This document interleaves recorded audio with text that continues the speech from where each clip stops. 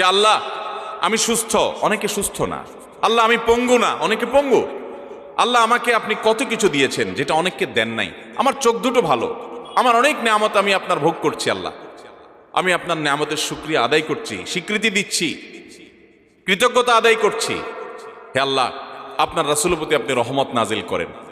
আপনি যদি লম্বা চড়া বিস্তারিত না বলতে পারেন, আপনি সূরা ফাতিহাটা পড়েন, আলহামদুলিল্লাহ রাব্বিল, আল্লাহর প্রশংসা সেখানে হয়ে গেছে, আলহামদুলিল্লাহ রাব্বিল আলামিন পড়েন, দুরূদ শরীফ পড়েন, বাস।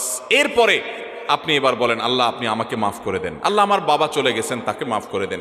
আল্লাহ আমার মা দুনিয়া থেকে চলে গেছেন, তাকে মাফ করে দেন। ভাইরা আমার, আসল কথা হলো আমরা সেই ব্যথাটাই অনুভব করি না।